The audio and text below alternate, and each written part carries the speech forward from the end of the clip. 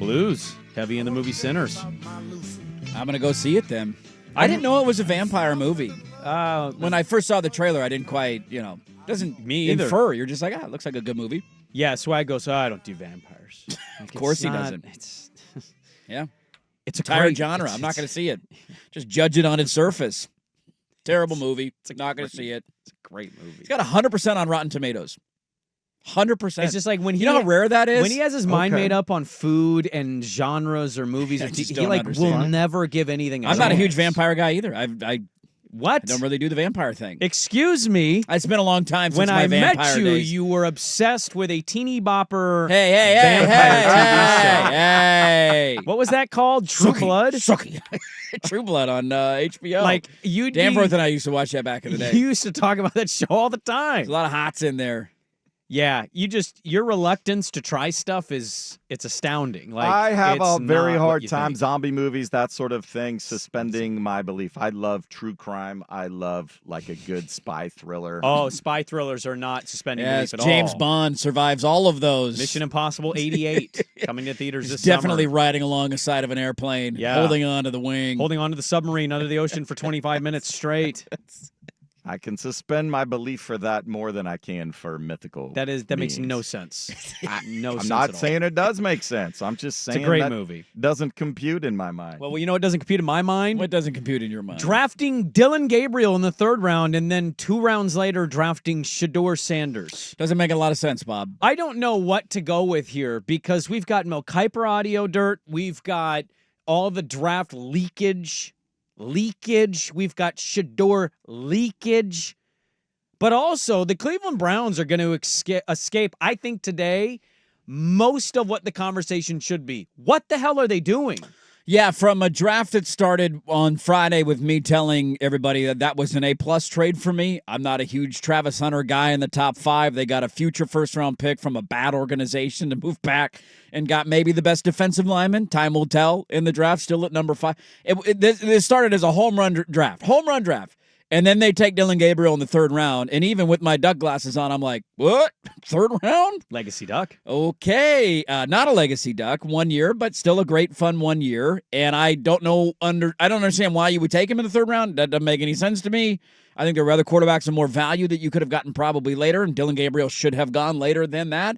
And then to take Shedeur 2 rounds later, it turned into a laughingstock. Here's Andrew Berry, the general manager of the Cleveland Browns. They had their post-draft press conference. Here is his takeaway or thoughts on why they took Gabriel in the 3rd. We spent a lot of time with Dillon throughout this process. Brought him in right after the combine. Did obviously the private visit and workouts out in Eugene. Decorated college career, very accurate, very poised, throws with anticipation, good mobility. We just thought he had a really well-rounded game. And the biggest negative that you can say about him is he doesn't have ideal height, but that's not something that we felt like showed up in his game or his film at UCF, Oklahoma, and certainly not at Oregon this year. So we're really excited to add these young guys to the room. And so he reaches for Gabriel at the 3rd. Many thought he'd be a 5 to 7 guy.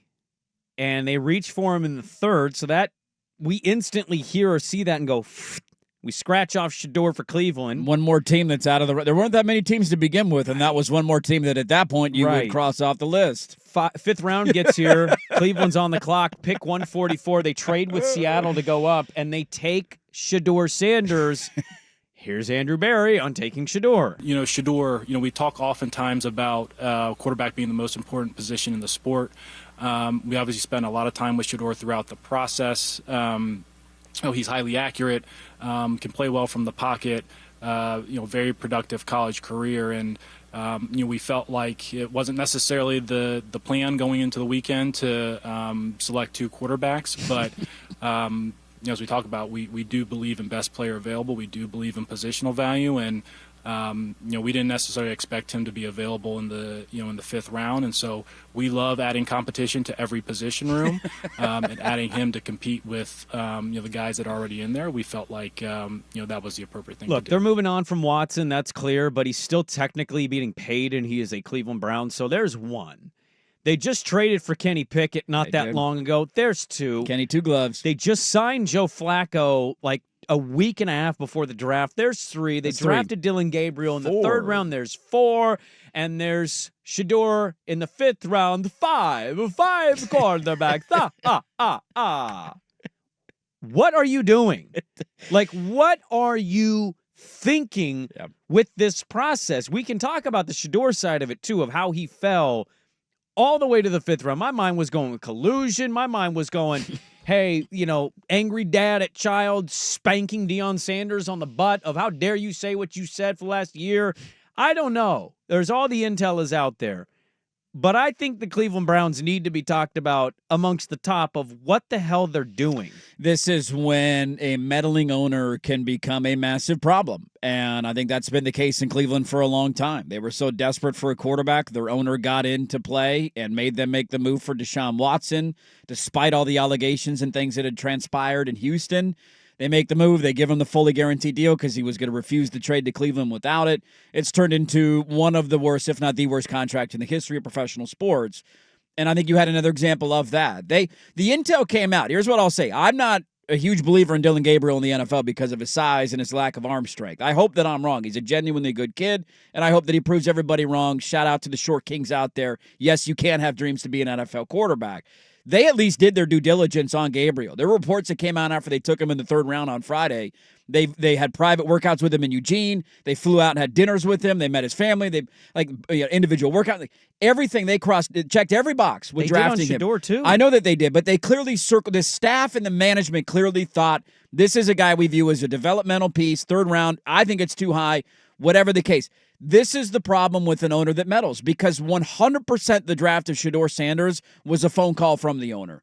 This guy's still on the board. You're going to go take him. We're going to sell some jerseys. He was supposed to be a top 5, top 10 pick. It didn't happen. He's still on the board. Let's go make a move for him now. The video of their coaches and their management staff reacting to the pick of Shedeur Sanders looked like a hostage video. Please clap and act happy. Yes. What is it, Jeb Bush? Please clap. Please clap. Please clap. Please look into all of these draft videos. When you watch them, there's guys crying on the phone, calling the players. Yeah. They're all high-fiving. They're chest bumping. Like, it's just bros hanging out with bros. And this one was a staff just sitting there silently watching the television clapping. That's the way they reacted to it. That 100% screams an owner who said, you're drafting this guy and you're drafting him now, because it makes 0 sense for them to put their board together, say, we've identified Gabriel as our developmental quarterback in this draft. You take him in the 3rd round, which, who was still available in the 3rd round? Shedeur. Okay, so you took Dillon Gabriel ahead of Shedeur in the 3rd round, and then to take Shedeur in the 5th round.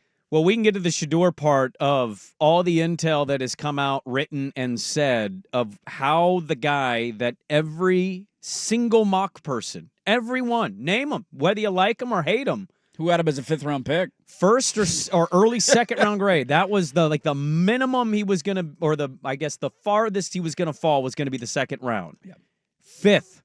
5th round. Waited around until half the day was over on Saturday. And so, what happened there? We've got Mel Kiper melted down this weekend. We got Mel Kiper just losing his mind over Shedeur Sanders falling.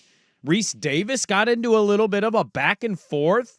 Him and Louis Riddick kind of going at Mel Kiper. And here's the other part of this, the weirdest part.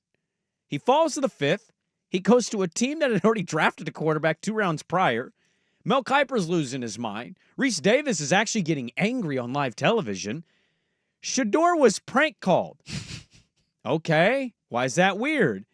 He was prank called by the son of an active NFL defensive coordinator who got his number off his dad's iPad when he went and visited his dad. Left the iPad open, saw the number, wrote it down.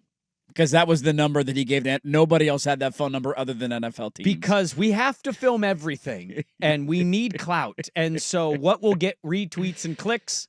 Prank calling Shedeur, who was already probably pretty bummed that he fell all the way to the 5th round. Yep.